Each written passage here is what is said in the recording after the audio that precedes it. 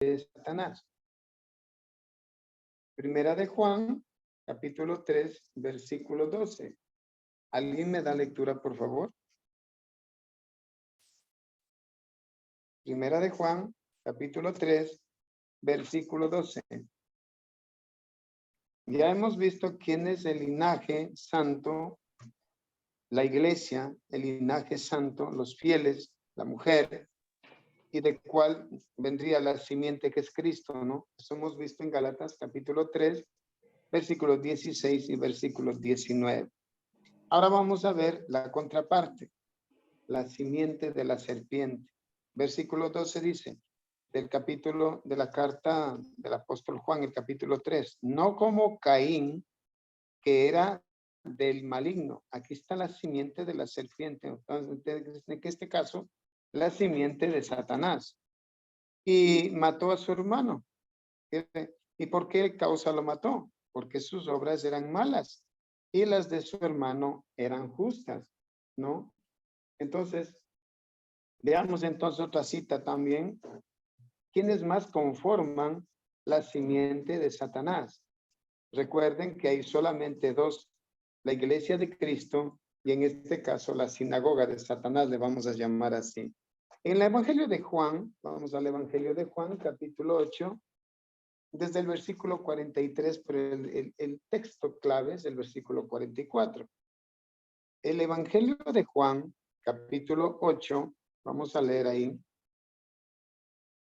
al Evangelio de Juan, capítulo 8, versos 43 y 44, nos da una revelación clara de quienes conforman la simiente del diablo. ¿Por qué no me comprendéis lo que digo? Porque no podéis oír mi palabra. Vosotros sois de vuestro padre el diablo y queréis satisfacer los deseos de vuestro padre. Bien, aquí vemos un texto que de pronto para muchos no es aceptado, para el mundo incrédulo inclusive, aún el mundo cristiano. Creen que todas las criaturas de Dios son hijos de Dios, son linaje santo. No, aquí estamos viendo que hay un linaje santo, que es la iglesia de Cristo, que son los fieles, ¿no? Este es el linaje santo. Pero también el diablo tiene su simiente. Entonces, todas las criaturas no son hijos de Dios. Hijos de Dios son solamente los fieles, los que conforman el linaje santo, que viene a ser la iglesia de Cristo. Entonces dice, él era homicida desde el principio y no se basaba en la verdad, porque no hay verdad en él. Cuando habla mentira, de lo suyo propio habla, porque es mentiroso y padre de la mentira. Entonces, ¿quiénes son los que conforman la simiente de Satanás? En este caso, todos aquellos que se oponen al mensaje de Dios. Él se opone porque recuerden que decía el texto de primera de Juan 3:12. ¿Por qué causa lo mató? Porque sus obras eran buenas, lo mata a Abel. Y las obras de Caín, en cambio, eran obras malas. Esa fue la causa por qué lo mató, ¿no? Entonces, ahora vemos entonces que la simiente de la mujer y la simiente de Satanás hay una pugna. Regresémonos al libro de Génesis. Veamos lo que dice el texto al principio. Génesis 3:15. Hay una palabra clave ahí que quiero recordar y esta palabra la vamos a tener en cuenta en todo nuestro estudio, ¿ok? Vamos a tener esta palabra, esta va a ser la palabra clave. Y dice, y pondré enemistad. Esta es la palabra. Pondré enemistad. Y con esta palabra vamos a comprender la historia del plan de redención. La historia entre Cristo y Satanás. La historia entre el pueblo de Dios y los hijos de desobediencia. Pondré enemistad. Entonces, vayámonos haciendo la idea de que no vamos a estar en amistad entre los obedientes, entre el linaje santo y los hijos de desobediencia. No va a haber. Y en esto consiste en el tema profético, la historia de la iglesia revela en todo tiempo que el diablo, primeramente, lo que hace es matar a Abel. Lo mata a Abel. Él dice, el diablo dice, Abel va a ser la simiente. Abel va a ser la simiente que me va a aplastar la cabeza, pues lo voy a matar. Pero ¿qué sucedió? Cuando lo mató, Dios hizo algo muy diferente. Ahora vamos a ver Génesis capítulo 4, versículo 3. Génesis capítulo 4, versículo 3. Dice, a ver, veamos Génesis 4, 3. Nos pasamos al versículo 4. Aconteció después de un tiempo que Caín trajo del fruto de la tierra una ofrenda a Jehová. Eso dice el capítulo 4, verso 3. ¿Y qué pasó en cambio con Caín? Caín trajo también una ofrenda de los primerizos, perdón, Abel trajo de la ofrenda de los primerizos de sus ovejas, lo mejor de ellas, y Jehová miró con agrado a Abel y su hermano. Aquí viene la controversia. La enemistad consiste en la forma de adorar. Aquí está la clave. ¿En qué se fomenta la enemistad? Porque la ofrenda de Caín no es apreciada por el Señor. No miró con agrado la ofrenda de Caín. ¿Por qué razón? Porque no cumple con las condiciones que Dios había puesto. Pues la ofrenda que trae Abel trae un cordero sin mancha, sin contaminación, de lo mejor de la manada. ¿Por qué? Porque ese cordero estaba representando al Hijo de Dios. En otras palabras, Abel acepta a Cristo como su Salvador. Esa es la razón. ¿Por qué viene esta enemistad? Porque en cambio Caín no quiere aceptar a Cristo. Él, y como muchos hoy en día, pretenden, dicen, hacer buenas obras para ser aceptados. Porque Caín trae de lo mejor de la tierra. Eso es una buena obra que está haciendo. Pero cuando llega a ofrecer eso como un sacrificio, Dios no le acepta. Así que las buenas obras, sin la fe en Jesús, nos vamos adelantando ya, no sirven. Y por esa razón, las buenas obras que hizo Caín no le sirvió de nada. La fe en Cristo da como resultado una buena obra. En este caso, vamos a ver lo que dice el libro de Hebreos. En el libro de Hebreos capítulo 11, versículo 4, dice lo siguiente. Vamos a ver. Hebreos capítulo 11, versículo 4. Veamos lo que dice en cuanto a esta controversia que hay entre Caín y Abel, en que el uno se acerca a Dios, a adorar a Dios de acuerdo a su forma, a su criterio, a su manera de ser, y él razona y dice, bueno, si Dios quiere una ofrenda, le voy a ofrendar lo mejor. Yo voy a llevar lo mejor de la tierra. Y ahora mire lo que dice, pero no era la voluntad de Dios esa.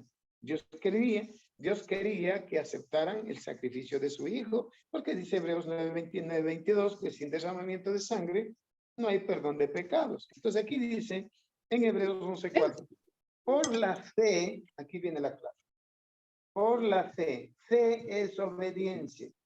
Fe es obediencia a la palabra de Dios. No se olviden de esto, no vayamos a olvidarnos de esto. Fe es obediencia a la palabra de Dios. Entonces, el texto decía, por la fe, Abel ofreció a Dios un sacrificio superior al de Caín. ¿Por qué el sacrificio de Abel fue mejor, fue aceptado? Porque aceptó el plan de redención a través de Cristo. Por ella recibió testimonio de ser justo. Ok, entonces, ¿cómo nos declara Dios justos? Aquí está la clave.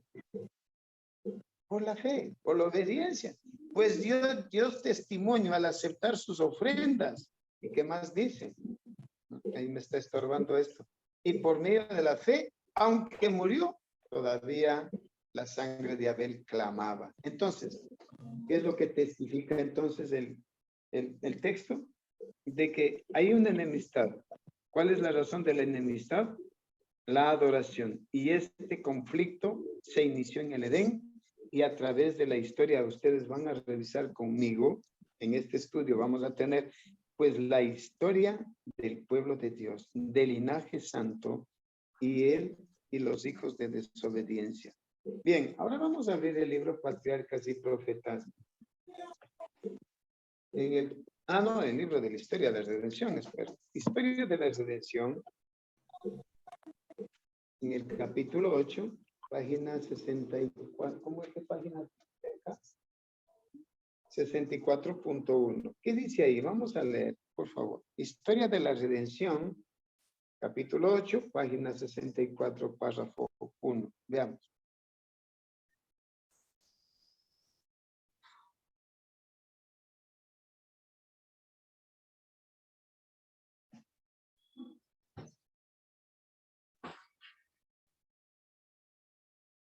¿Cuál es la cita?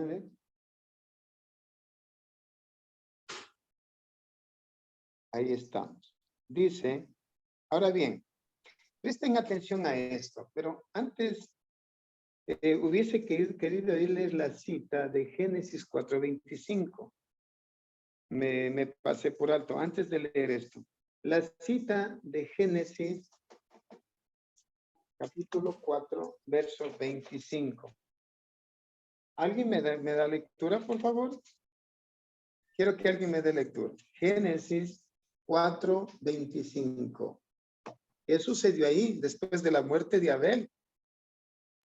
Génesis 4. A ver. Génesis 4, ¿cuánto? 4:25 de Génesis. Ya. Dice la palabra de Dios. Conoció de nuevo Adán a su mujer, la cual dio a luz un hijo y llamó su nombre Set, pues dijo, Dios me ha dado otro hijo en lugar de Abel, a quien mató Caín. Amén. Amén. Entonces, aquí viene a ser sustituto de Abel. ¿Ya?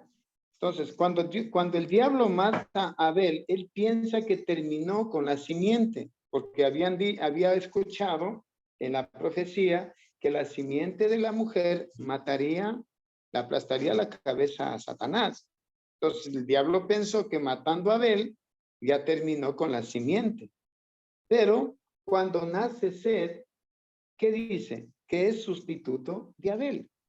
O sea, lo que hace Dios es ahora darle otro hijo a Adán, y este hijo sustituye a Abel. Y miren lo que dice aquí el libro Historia de la Redención, página 64. Los descendientes de Set fueron llamados hijos de Dios. Y esto lo vamos a ver en Génesis capítulo 6. Abramos la Biblia en Génesis capítulo 6, que dice, a ver, ¿cómo dice ahí el texto? Viendo que los hijos de Dios, a ver, algo así dice, a ver, Génesis capítulo 6. ¿Cómo es que se propagó la maldad? Veamos. Dice desde el verso 1, voy a leer. Aconteció que cuando comenzaron los hombres a multiplicarse sobre la faz de la tierra, les nacieron hijas. Verso 2. Viendo los hijos de Dios que las hijas de los hombres eran hermosas, se tomaron mujeres y escogiendo entre todas, ¿qué pasó? Se corrompieron. Y este texto es manipulado por muchos evangélicos. Dicen aquí que los hijos de Dios son los ángeles y que se corrompieron con los hijos de los hombres, que eran los demonios. Eso es mal dicho. Miren lo que dice el Señor a través de su profeta.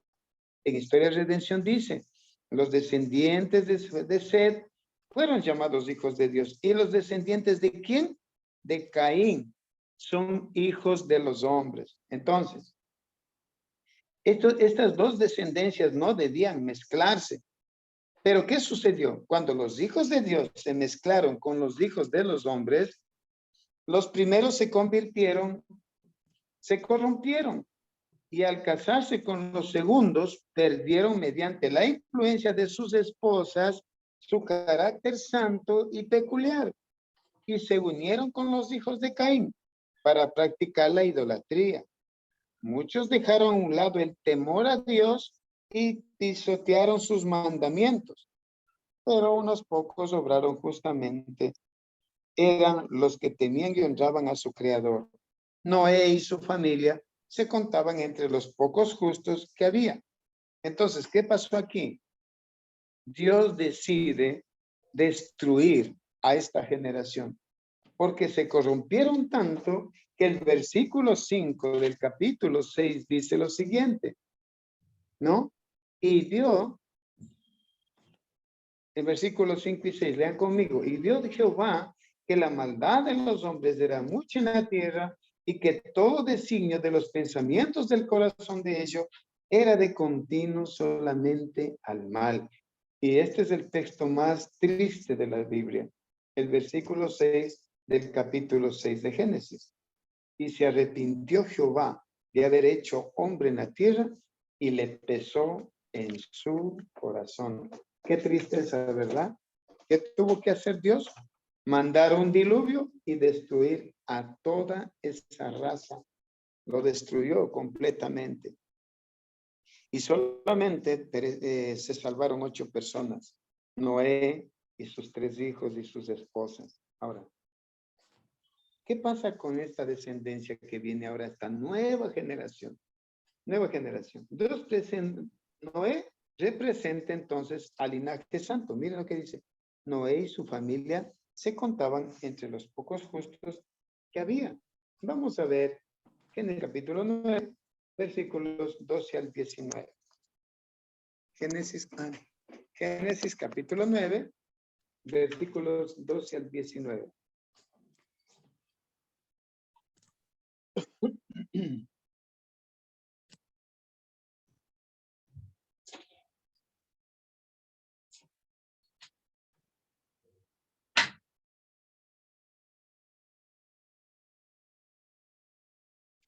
Génesis capítulo 9, versículos 12 al 19. Ok, bien, vamos a leer lo que dice. Y dijo Dios, aquí Dios está haciendo un pacto con Noé después del diluvio. Esta será la señal del pacto que establezco entre yo y vosotros. Y todo ser viviente que está con vosotros por generaciones para siempre. Y vamos a ver a través de la historia y al final del tiempo, cuando Cristo venga, va a venir en su trono, va a venir con esta señal del pacto. El arco iris de la promesa está en el trono de Dios. Dios no se olvida de este pacto que estableció con Noé, el arco iris. Ya veremos más adelante lo que representa, ¿no? Lo que representa el arco iris. Pero por ahora, Dios hace un pacto con Noé y dice, esta será la señal del pacto que establezco entre yo y vosotros y todo ser viviente que está con vosotros por generaciones y para siempre. Yo pongo mi arco en las nubes como señal del pacto que hago entre yo y la tierra. Y sucederá que cuando yo haga aparecer nubes sobre la tierra, entonces el arco se dejará ver en las nubes. Y me acordaré, dice, de mi pacto que existe entre yo y vosotros y todo ser viviente de toda clase de las aguas y toda clase. Y las aguas no serán más un diluvio para destruir toda carne. Cuando el arco aparezca en las nubes, yo lo veré para acordarme del pacto perpetuo entre Dios y todo ser viviente de toda clase que está sobre la tierra. Entonces dijo Dios a Noé, esta será la señal del pacto que establezco entre yo y toda carne que está sobre la tierra. Los hijos de Noé que salieron del arca fueron Sem, Cam y Jafet. Cam fue el padre de Canaán. Vamos al verso 19. Estos 3 fueron los hijos de Noé y a partir de ellos fue poblada toda la tierra. O sea, de los 3 hijos de Noé comenzó a ser repoblada la tierra. Ahora, Sem, ponen atención, Sem representa al linaje santo. Can y Jafet representan a las naciones que van a ser enemigas del pueblo de Dios. Todavía no existe el Israel. Solamente estamos hablando de los descendientes, del linaje. El linaje santo representa entonces a Jafet, ¿no? A Sem, perdón. Y Jafet y Can representan al linaje que se corrompe, al linaje de de Satanás. En este caso, estamos hablando de la simiente de Satanás y el linaje santo de Dios. Entre estos dos hay un conflicto constante. Y vamos a ver que de esta familia, de estos 3 hijos, que deberían haber sido los 3 hijos, al igual que Noé, temerosos, todos 3 deberían ser el linaje santo. El diablo toma a los 2, a Can y a Jafet, y los corrompe. El diablo sabe perfectamente que matándolos no gana nada. Lo que sí el diablo pretende es corromper la simiente. Y él sabe que si corrompe la simiente, lo que hace es destruirlo. Así de fácil. Y el diablo ya tiene pruebas de eso. Ya hubo un diluvio, los corrompió y los mató a toditos. Dios barrió todas las... Dice entonces el diablo, de esa manera, yo voy a corromperlos para que Dios nuevamente los destruya. Y de esta forma no va a haber la simiente que me va a aplastar la cabeza. ¿Ok? Entonces, el diablo lo que trata es de corromper siempre la simiente. Pero vamos a ver cómo se desarrolla este gran conflicto.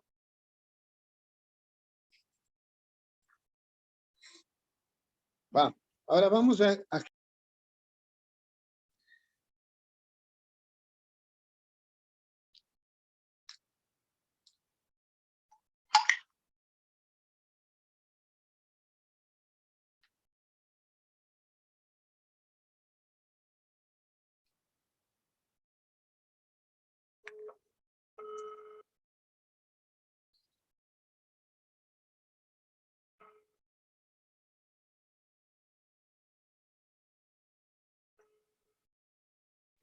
Está apagado su micrófono, mi hermanito Miguel.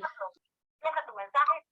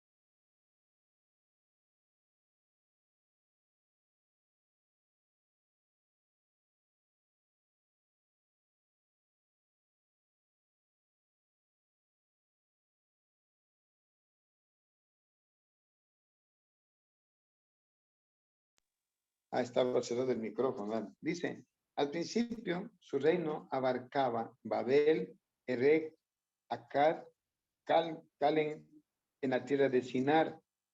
De aquella tierra se salió para Asiria y edificó Nínive, ciudad Rehoboth, Calajá y Resén, entre Nínive y Calac. Esta es una gran ciudad.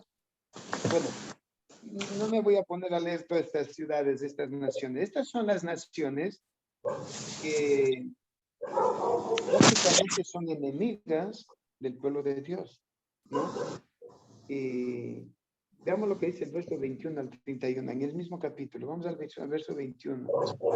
Dice,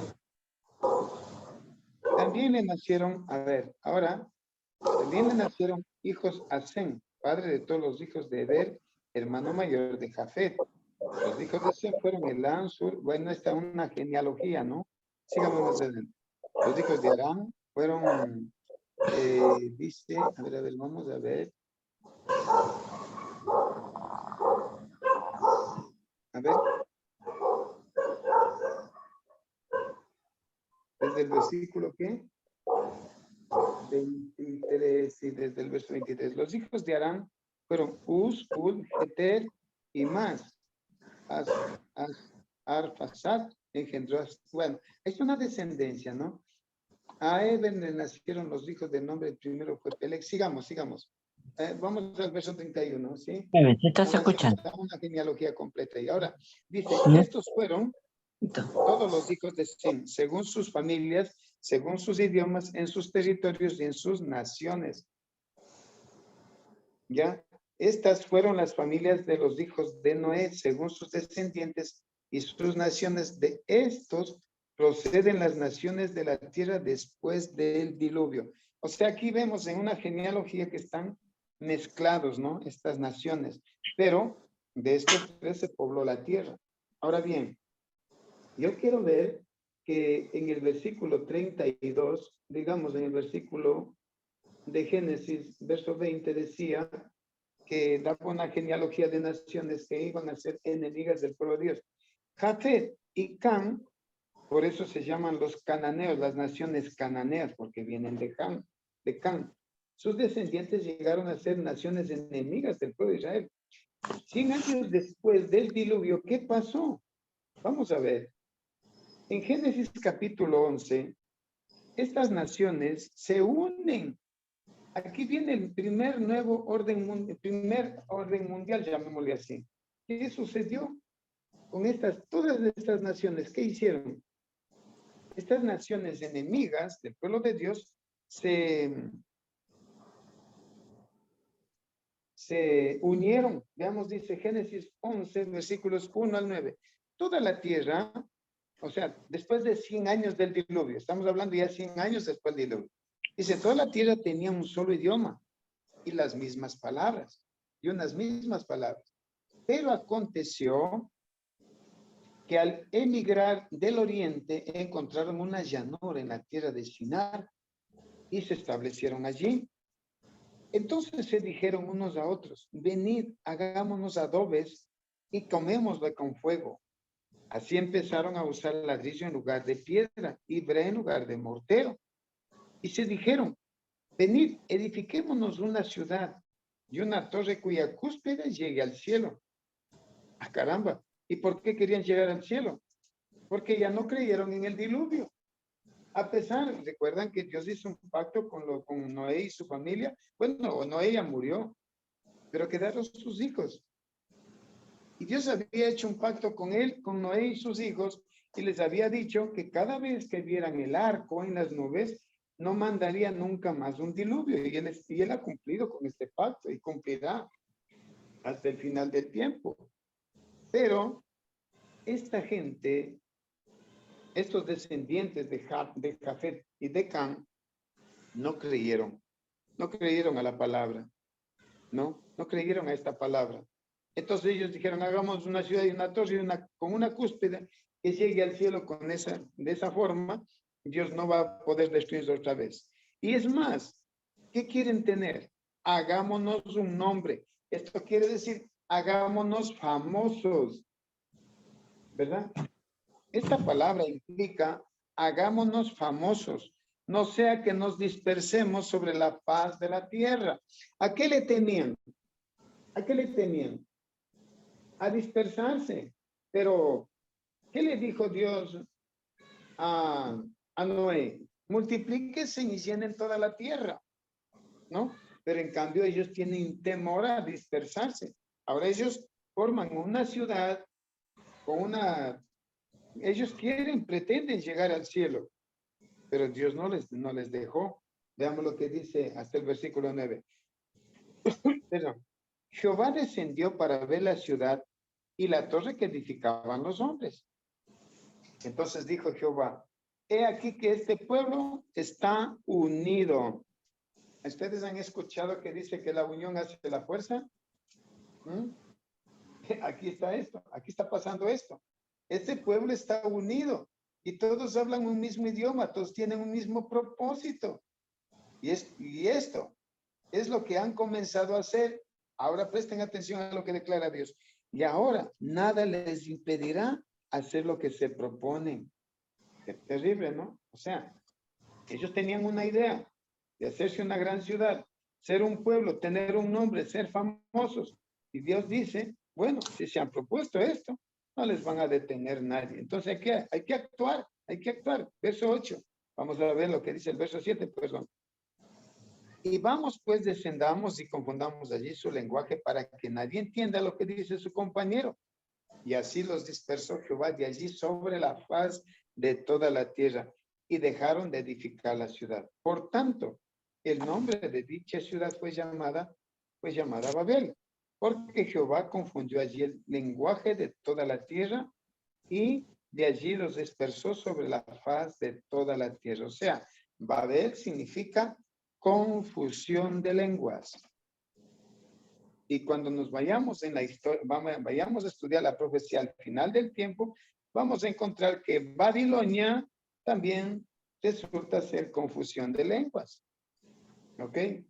Así que guárdense todos estos pensamientos, ¿no? Babel representa confusión de lenguas. En el final del tiempo, Babilonia, que viene de Babel, también va a ser confusión de lenguas. En el final también se va a formar el nuevo orden mundial, igual que en Génesis 11. Lo mismo va a suceder. Pero, ¿será que Dios va a permitir que el nuevo orden mundial progrese? ¿Será que Dios va a permitir que el nuevo orden mundial prospere? No, mis hermanos. Al igual que la Torre de Babel fue destruida por el Señor, el nuevo orden mundial también será destruido, aplastado por el Señor. Bien, avancemos un poco más. De la descendencia de Sem, hay un nombre muy particular que se destaca. Tare. Vamos a ver Génesis 10:26. Génesis 10:26. Hay un hombre que se destaca aquí, llamado Tare. ¿Quién es este hombre?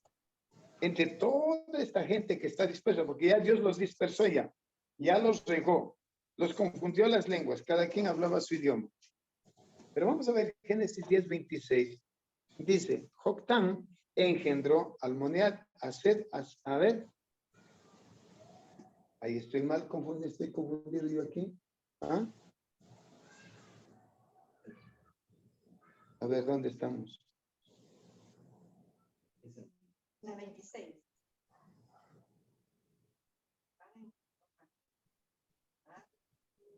Al principio el reino abarcaba Babel, bueno, no, está aquí, no. Esto ya leímos. Yo he anotado mal el texto, entonces. A ver, de la descendencia de Sem nace Tare, que es el padre de Abraham, ¿no? Pero aquí no está el nombre Tare. Vamos más adelante, de pronto lo encontramos. A ver, por favor. He anotado mal el texto, vamos a encontrarlo. Tengan un poquito de paciencia.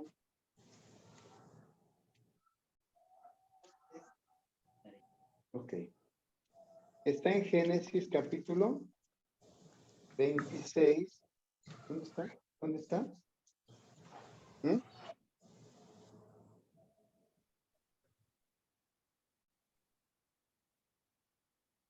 Ah, caramba, nos vamos a ver más adelante.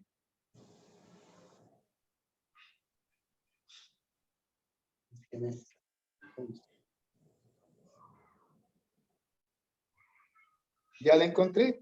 Es Génesis capítulo 11, versículo 25. Y dice así.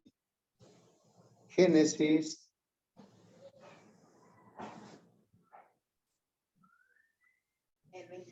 Sí. Vamos a leer Génesis capítulo 11, versículo 25 y 26. Entonces aquí hay que corregir. Génesis 11. Permítanme corregir yo también. ¿Ah? Vamos a leer desde el versículo 24 hasta el 26. ¿Ok? Génesis capítulo 11. Dice así. Y vivió Nacor 29 años y engendró a Tare.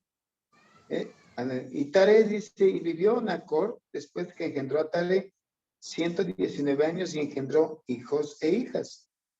Vivió Tare 70 años y engendró a Abraham, a Nacor y a Harán.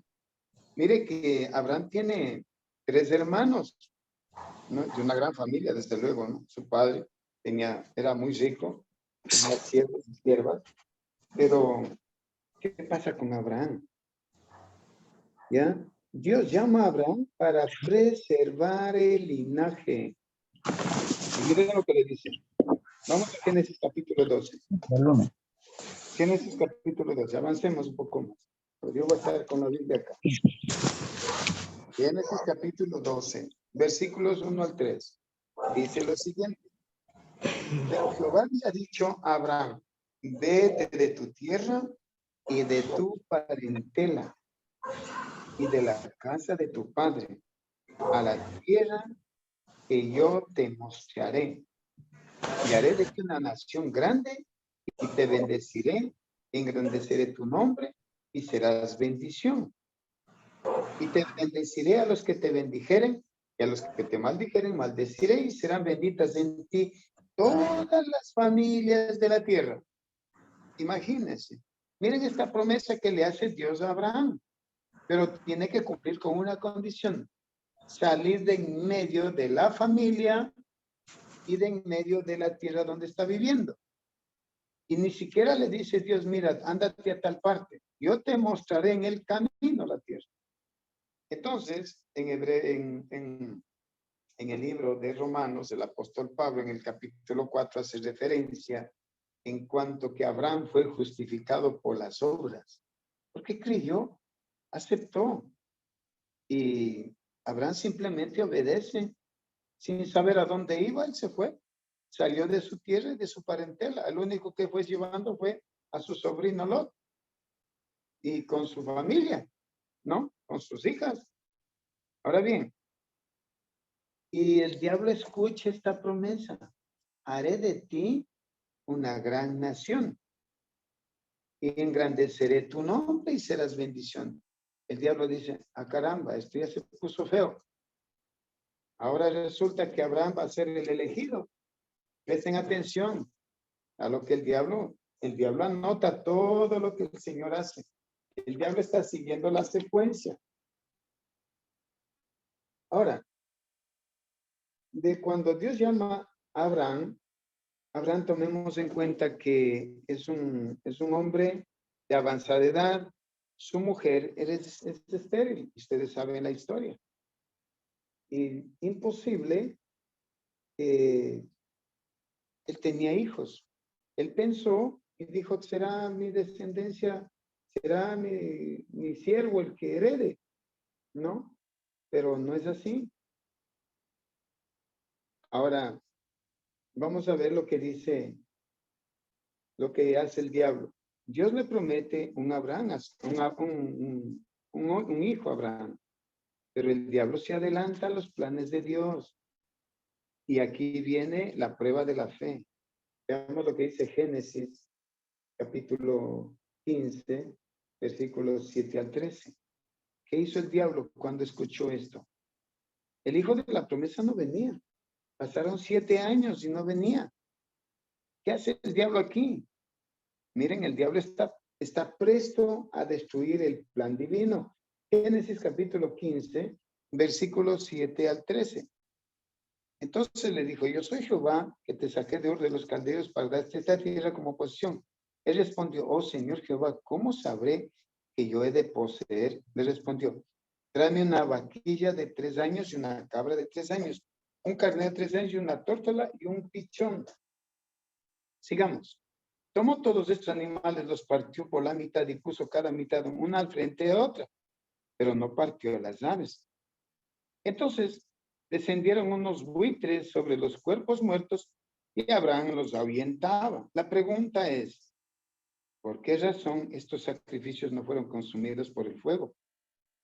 En vez de ser consumidos por el sacrificio, los buitres comienzan a comerse los cuerpos y Abraham comienza a ahuyentarles. ¿Qué significaba esto? ¿Qué pretendía Dios anunciarle a Abraham con esto?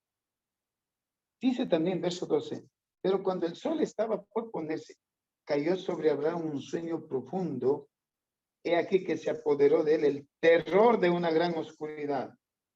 Entonces Dios le dijo a Abraham, ten por cierto que tus descendientes serán extranjeros en una tierra que no será suya, y los esclavizarán y los oprimirán por 40 años. Ah, caramba, aquí ya viene la primer profecía de tiempo. Encontramos entonces la primer profecía de tiempo. Y Dios, cuando da una profecía de tiempo, tiene que cumplirse exactamente estos 400 años. Entonces, la pregunta es, ahora encontramos la respuesta. ¿Por qué razón los sacrificios que Abraham había hecho, había puesto, no fueron consumidos por el fuego? Porque Dios le estaba mostrando a Abraham que su descendencia, que su pueblo iba a ser cautivo en una nación extranjera, no en Canaán. No iban a permanecer en Canaán. ¿Y cuál era la razón? ¿Cuál era la razón? Entonces, vamos a ver ahora Génesis capítulo 17, versículos 6 al 8. ¿Qué le dice Dios a Abraham? Vamos a ver. Génesis 17, versículos 6 al 8. Yo te haré muy fecundo. De ti haré naciones. Reyes saldrán de ti. Y para confirmar, le dice, yo establezco mi pacto como pacto perpetuo entre yo y tú, y tu descendencia después de ti por sus generaciones, para ser tu Dios y el de tus descendencias después de ti. Yo te daré, miren la promesa, yo te daré en posesión perpetua a ti y a tu descendencia después de ti la tierra en que resides, o sea, la tierra donde él estaba viviendo, toda la tierra de Canaán, y yo seré su Dios. ¿Cuál es la promesa que le hace? Aquí vemos dos promesas. Primero le dice, tú serás una gran nación enorme. Es más, esta tierra de Canaán te la daré para siempre. Acuérdense de eso. Acuérdense de eso. Primero que va a ser una gran nación y que luego esa nación va a permanecer en Canaán. Pero aquí viene el problema. ¿No? Aquí viene el problema. ¿Dónde están los hijos, los descendientes del primer hijo que tuvo Abraham?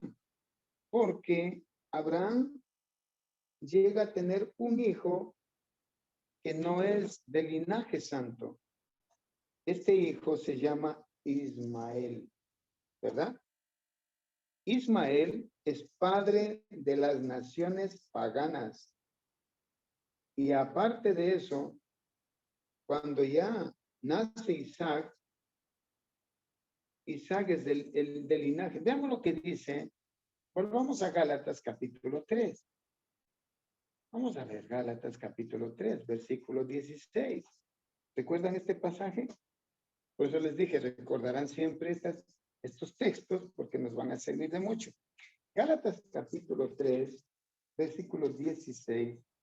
Ahora bien, las promesas a Abraham fueron pronunciadas también a su descendencia.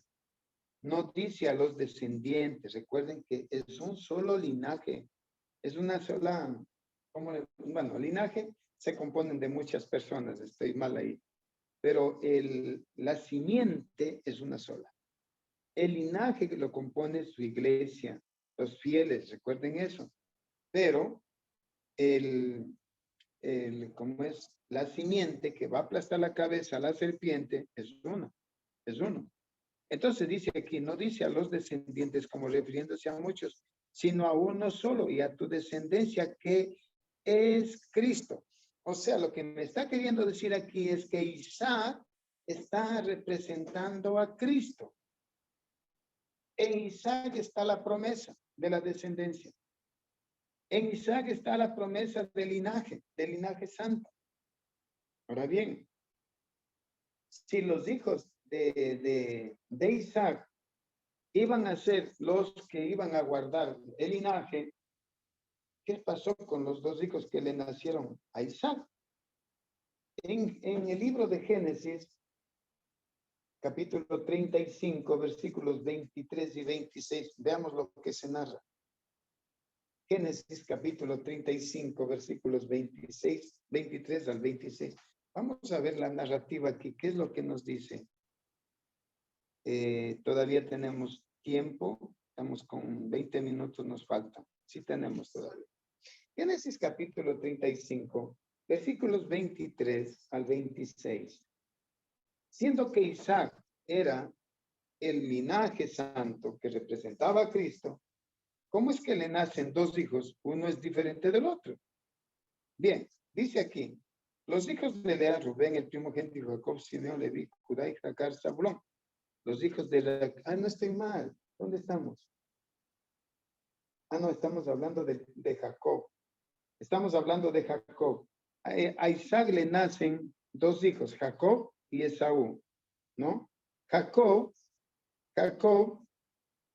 no es el primogénito, Esaú es el primogénito. Ya vamos, no le borren eso. Y eso me faltó explicar. Jacob desea ser de linaje. Jacob desea la bendición del linaje. No está interesado tanto en la herencia de su padre. Él está interesado más en conservar el linaje. Pero Esaú no le interesa. No le interesa el linaje. Esaú simplemente quiere vivir la vida, disfrutar la vida y no le interesa si hace bien las cosas o no. Cuando un día Jacob dice que estaba haciendo un guisado de lentejas, Esaú vino cansado y le dice, dame de lo que tienes del guiso. Jacob le dice, me vendes tu primogenitura y te doy. Bueno, no les narro toda la historia, ustedes la conocen. Entonces, Esaú dice, ¿para qué yo quiero la primogenitura? ¿Acaso me va a servir? La vendió por un plato de lentejas. Bueno, ya hemos de analizar lo que significa ese plato de lentejas hoy en día. Entonces, Jacob, una vez que le engaña a él y a su padre, huye. Y en la tierra de su tío, él tiene 4 esposas. De las 4 esposas que tiene Jacob, bueno, son 2 esposas legales, pero las 2 esposas tienen 2 siervas. Entonces aquí se narra los hijos de Lea, Rubén, el primogénito. Lea es la sirvienta, es la hija mayor, no es Raquel, ¿no? Rubén, el primogénito de Jacob, Simeón, Leví, Judá, Isaacar y Zabulón. Estos son los hijos de Lea. Los hijos de Raquel son José y Benjamín. Los hijos de Bila, sierva de Raquel, son Dan y Neptalí. Los hijos de Silpa, sierva de Lea, son Gad, Aser. Estos fueron los hijos de Jacob que le nacieron en Padán Aram. Entonces, estos 12 hijos conforman las 12 tribus de Jacob. Hasta aquí son las 12 tribus de Jacob, ¿no? Estas 12 tribus representan hasta aquí al linaje santo, ¿ok? Pero también los descendientes de Saúl, que conforman ahora tribus paganas enemigas de Israel. Veamos Génesis 36. Veamos Génesis 36. Bueno, ese texto es largo, ¿no? Estos son los descendientes de Saúl, el cual es de Edom. Ahora, miren qué esposas toma Esaú. Esaú tomó a sus esposas de entre las mujeres de los cananeos. ¿Quiénes eran las tribus cananeas? ¿Recuerdan? Eran los hijos de Can, de los cananeos, los hijos de Can, los que se pervirtieron, hijos de Noé.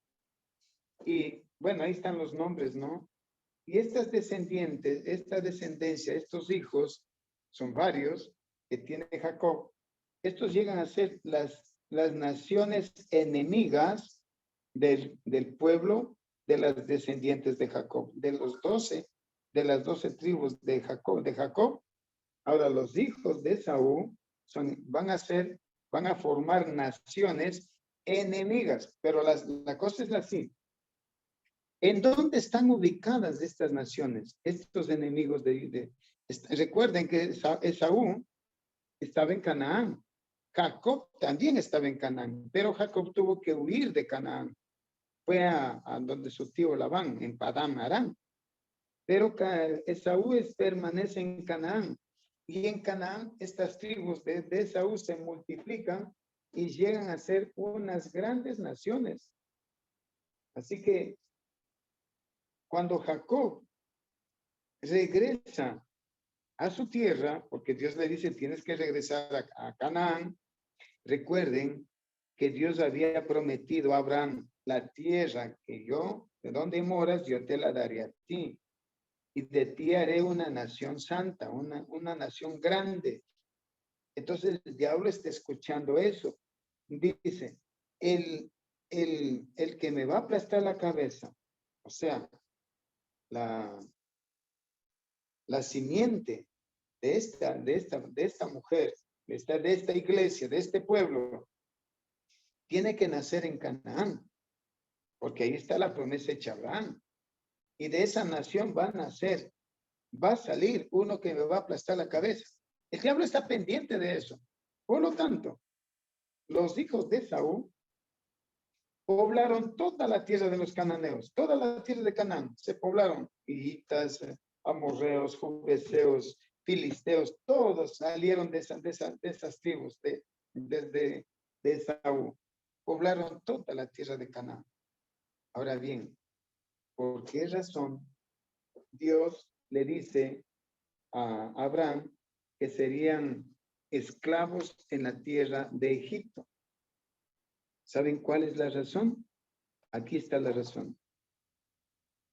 Para que el pueblo de Dios se multiplicara en condiciones favorables, porque la maldad de las naciones paganas no habían llegado al límite de la tolerancia divina. O sea, los dos motivos. La una, el pueblo de Israel, el pueblo, bueno, no es Israel todavía, el pueblo de Jacob, no, ya es Israel, porque cuando lucha con el ángel, le dice, ya no será llamado tu nombre Jacob, sino Israel. Entonces, ahora Israel son las 12 tribus. Estas 12 tribus tenían que ser una gran nación y multiplicarse. Pero, en medio de todas estas naciones paganas, era imposible. No estaban en condición de poder multiplicarse y hacerse una gran nación, porque estas tribus, estas naciones, constantemente los atacaban, eran enemigos. Así que este pueblo era muy pequeño, eran apenas unas 70 personas. Pero de entre todos los hijos de Jacob, hay uno que Dios elige. Hay uno que Dios decide, bueno, el diablo primeramente se adelanta en la historia de José, se vale de todos sus hermanos. Dios le está revelando a José el futuro, ¿no? Que él sería el salvador de su familia a través de sus sueños. Pero los hijos de José, los demás, los 10 hijos, porque Benjamín no participó, era muy pequeño todavía, los 10 hijos de José se convierten prácticamente en enemigos de él. Y José representa al linaje santo. Veamos lo que dice Patriarcas y Profetas en relación a esto. En el capítulo 19 de Patriarcas y Profetas, vamos en la página 209.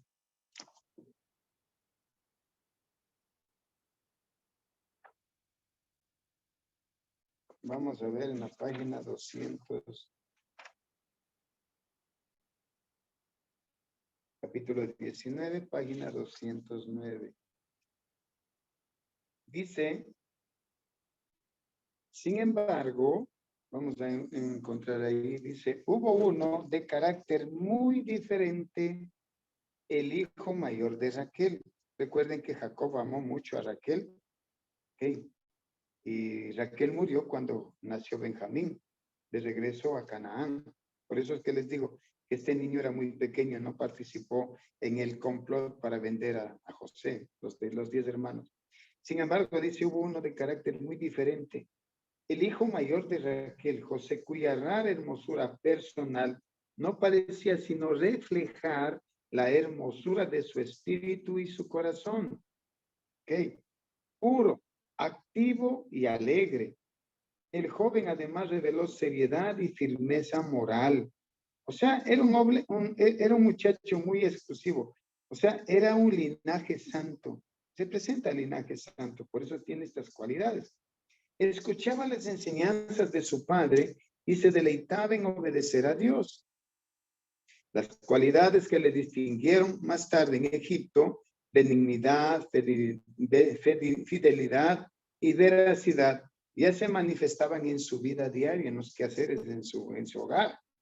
Habiendo muerto su madre, recuerden que ella murió cuando nació Benjamín, sus afectos se aferraron más estrechamente a su padre Jacob.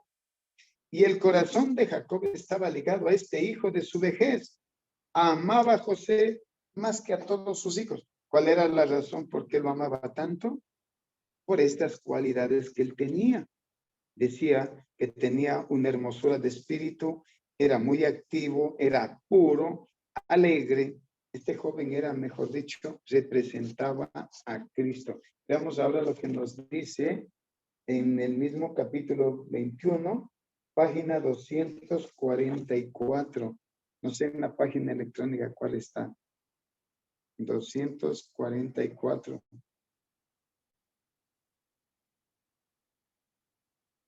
Dice, a ver, me perdí. No, página. ¿Cuál página es? 216, párrafo 2, página 244. 240. Ah, estoy en 440, con razón. No le encuentro. Vamos a ver 244. Ahí está. Miren, recuerdan las características de este muchacho. Dice el espíritu de profecía, el Señor a través de su sierva. La vida de José, a ver, ilustra la vida de Cristo. ¿Por qué José era tan diferente a sus hermanos? ¿Cuál es la razón? Porque representaba al linaje santo de la descendencia de José. Representa, o sea, esta vida de José representa a Cristo. Dice, fue la envidia la que impulsó a los hermanos de José a venderlo como esclavo. Ahora, presten atención lo que hace el diablo aquí. Impulsó a los hermanos de José a venderlo como esclavo. Esperaban impedir que llegase a ser superior a ellos. Y cuando fue llevado a Egipto, se vanagloriaron de que ya no serían molestados con sus sueños y de que habían eliminado toda posibilidad de que estos sueños se cumplieran. Pero su proceder fue contrarrestado por Dios al ocasionar el mismo acontecimiento que trataron de impedir. O sea, recuerden, cuando el diablo se adelanta a hacer algo, a obrar de una manera que es contra la voluntad de Dios, Dios en cambio está presto para contrarrestar las obras del diablo. Entonces dice, pero su proceder fue contrarrestado por Dios al ocasionar el mismo acontecimiento que trataron de impedir. De la misma manera, ahora refiriéndose a Cristo, porque recuerden que José representa la vida de Cristo. De la misma manera, los sacerdotes y dirigentes judíos estaban celosos de Cristo. Recuerden que también lo vendieron a los sacerdotes, lo vendió uno de sus discípulos y temieron que se desviara de ellos la atención del pueblo. Le dieron muerte para impedir que llegase a ser rey, pero así provocaron el mismo resultado. Mediante su servidumbre en Egipto, José se convirtió en el salvador de la familia de su padre. Sin embargo, este hecho no aminoró la culpa de sus hermanos. Asimismo, la crucifixión de Cristo por sus enemigos lo hizo redentor de la humanidad, salvador de la raza perdida y soberano de todo el mundo.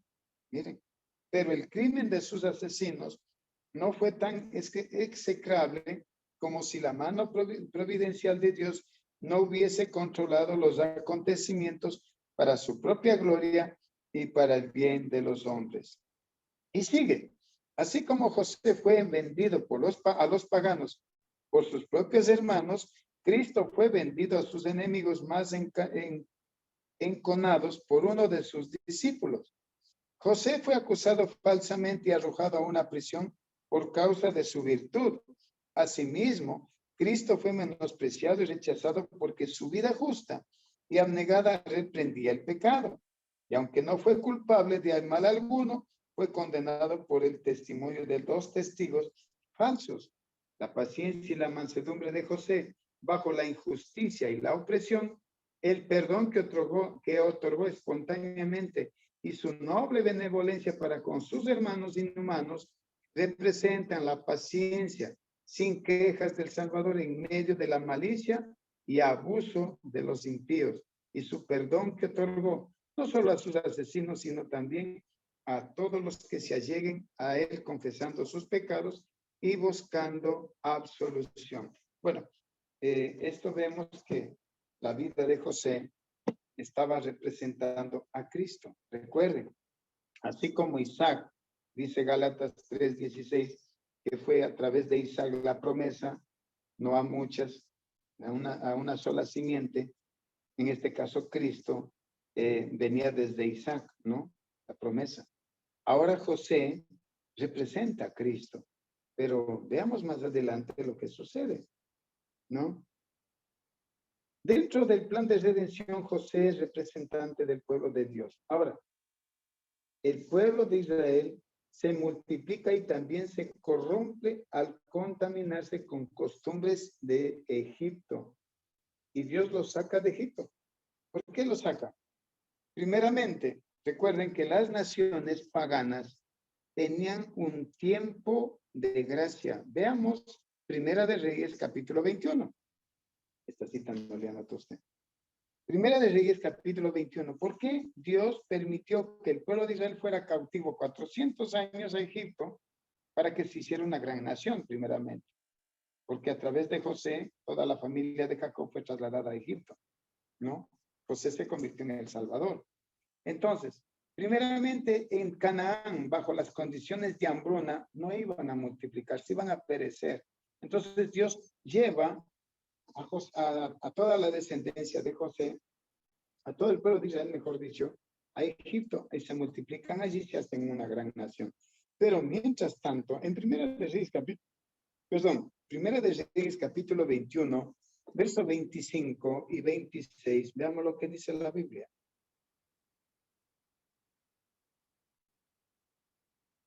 Primera de Reyes, capítulo 21, versículo 26, 25 y 26.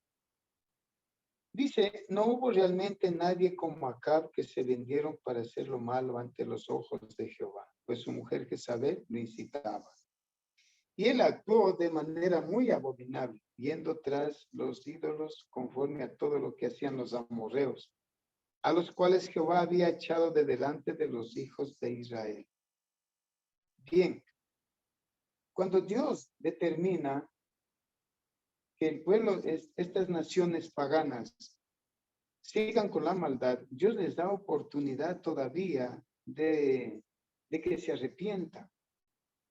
Mientras que el pueblo de Israel está cautivo 400 años, estos 400 años, las naciones impías tuvieron la oportunidad de arrepentirse, tuvieron la oportunidad de reconocer a Dios. Pero, ¿quién era Acab? ¿Recuerdan quién era Acab? Acab se corrompe tanto que prácticamente todo el pueblo de Israel se corrompió. Todo el pueblo de Israel se corrompió. Ellos ya estuvieron en la tierra de Canaán y el diablo dice, no, pues yo una vez escuché que Abraham le dijo que esta tierra sería para ellos. Canaán estaba habitada por todas estas tribus paganas. Dios les ordena que destruyan a todas esas tribus y se establezcan, pero el pueblo no hizo caso. Dios elige a Moisés para llevarlos de Egipto a la tierra prometida. Y ahora en esta historia también es triste, hermano. El pueblo de Israel, después de haber visto tantos milagros, de haber pasado por el Mar Rojo, de haber sido bautizados en el mar, Dios quiso establecer un pacto en el Sinaí, entregarles su ley, pero sucede que se había corrompido, ¿no? Y veamos lo que dice Éxodo, capítulo, en el capítulo 19 de Éxodo. Veamos lo que sucede. ¿Ah? No, eso es cuando Moisés sale a sacar al pueblo. Pero en el libro de Éxodo, vamos a ver en Éxodo, capítulo 19.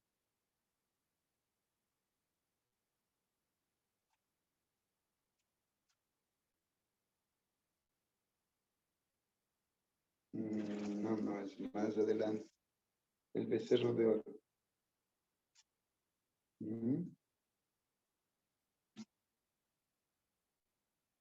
¿Ah?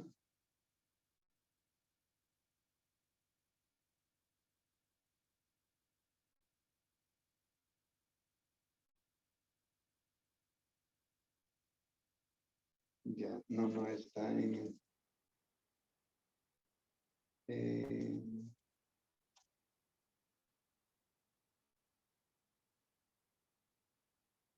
caramba, me perdí. El becerro de oro. La apostasía del pueblo.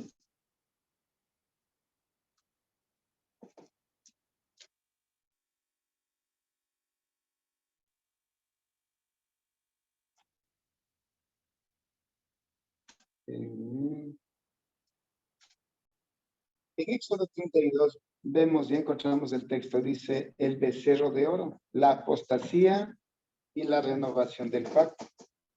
Dios se proponía, dice en 1 Corintios capítulo 10, que el pueblo de Israel fue bautizado en el mar por Moisés, ¿no? Pero Dios se proponía en el Sinaí, en el monte Sinaí, entregarles la ley, hacer un pacto con este pueblo. Una vez que hubiesen aceptado este pacto, Dios los introduciría a la tierra de Canaán. ¿Ok? Les introduciría a la tierra de Canaán. Pero ¿qué sucede? Que cuando Moisés sube al monte, durante 40 días él no regresa. Y el pueblo dice, bueno, este Moisés en esa espesura de esa montaña, en el fuego, debe haberse consumido, debe haber muerto. Así que deciden regresar a Egipto, ¿no? Y bien, dice el texto del capítulo 32 de Génesis, al ver que el pueblo tardaba en descender del monte, se acercó entonces a Aarón, el pueblo, y le dijeron, levántate, haznos dioses que vayan delante de nosotros, porque a este Moisés, el varón que nos sacó de la tierra de Egipto, no sabemos qué le haya acontecido. Y Aarón les dijo, apartad los zarcillos de oro que están en las orejas de vuestras esposas y de vuestros hijos y de vuestras hijas y traédmelos. Entonces todo el pueblo apartó los zarcillos de oro que tenían en sus orejas y los trajeron a Aarón, el cual los tomó de las manos de ellos y le dio forma con buril e hizo de ello un becerro de fundición. Entonces dijeron, Israel, estos son tus dioses que te sacaron de la tierra de Egipto. ¿Cómo creen que cayó a los oídos de Dios esta declaración? Israel, estos son tus dioses que te sacaron de la tierra de Egipto. Y saben, cuando el pueblo cae en apostasía, Dios decide destruirlos. Pero Moisés ignora lo que está pasando. Él dice, bájale, dice Dios, mira que el pueblo se ha corrompido. Sin embargo, Moisés cuando va bajando no piensa que es tan grave el asunto. Dios le había dicho que el pueblo se ha corrompido, pero no se imaginó tanto. Cuando en el camino se encuentra con Josué, porque Josué también le acompañó hasta cierta parte, Josué le dice, oigo sonido de guerra, tambores de guerra. No, dice, yo oigo alarido. No, Josué le dice, oigo alaridos de guerra. Moisés le dice, no, es alarido de canto, de música.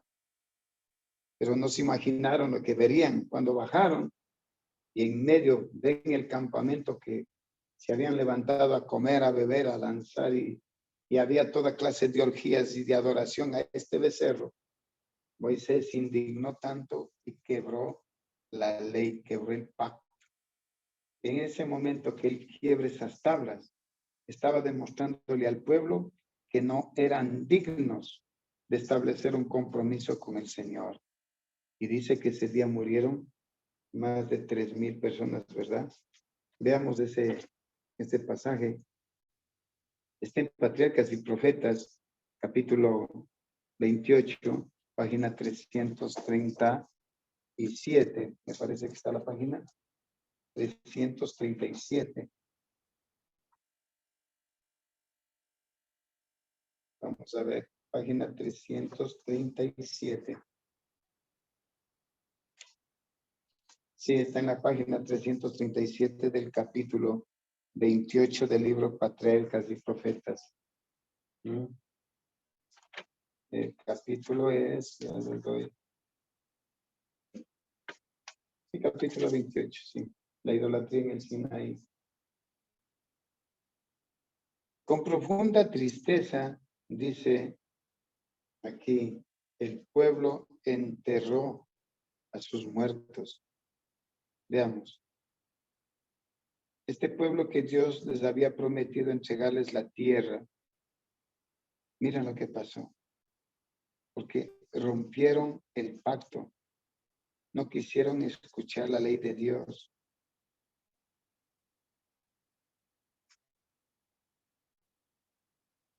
Ahí está la cita. Con esta cita vamos a terminar esta tarde. La próxima clase seguiremos con esta historia, porque recuerden que esta es la historia del pueblo de Israel. ¿De dónde viene? Desde el Génesis. Muy bien, dice ahí, lean conmigo esta declaración. Con profunda tristeza, el pueblo enterró sus muertos. 3,000 habían perecido por espada. Una plaga invadió poco tiempo después del campamento.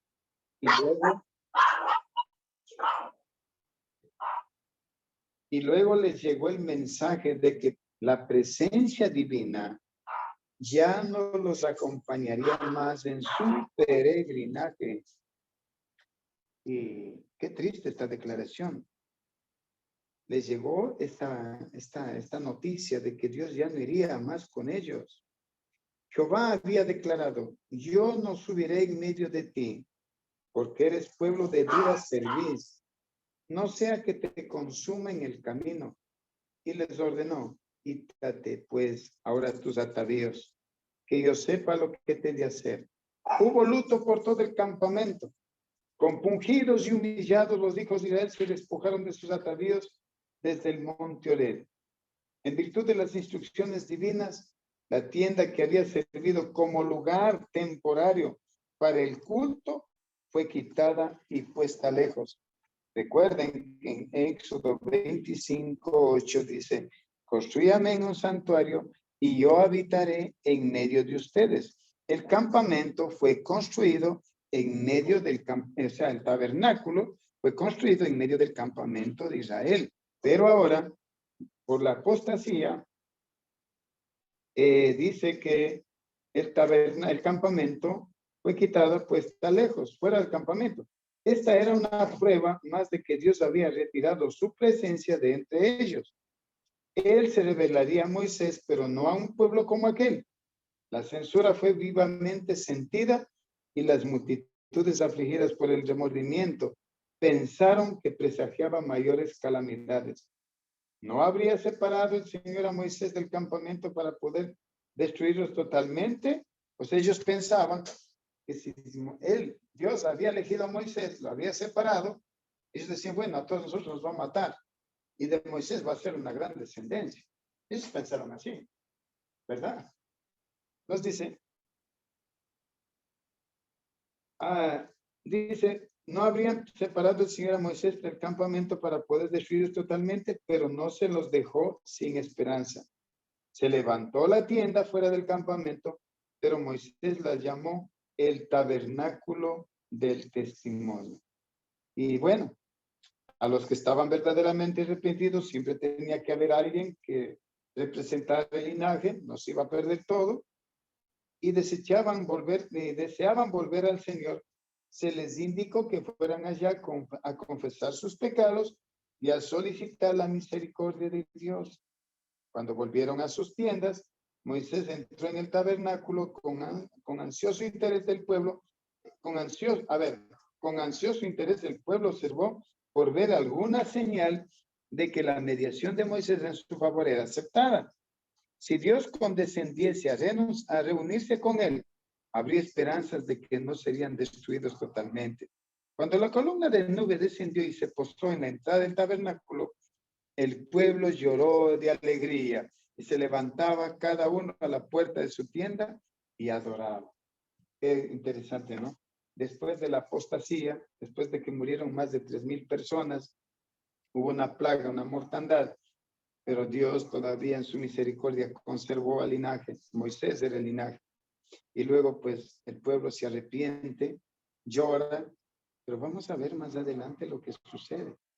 Esto será en el próximo estudio. Vamos a saber este pueblo hasta dónde llega, qué sucede cuando el pueblo llega a Canaán, a los límites de la tierra prometida. Recuerden que el diablo está atento a de que el pueblo tiene que habitar en Canaán y de que la simiente de la mujer tiene que nacer en Canaán. ¿Qué va a hacer el diablo después? Vamos a ver en los próximos estudios.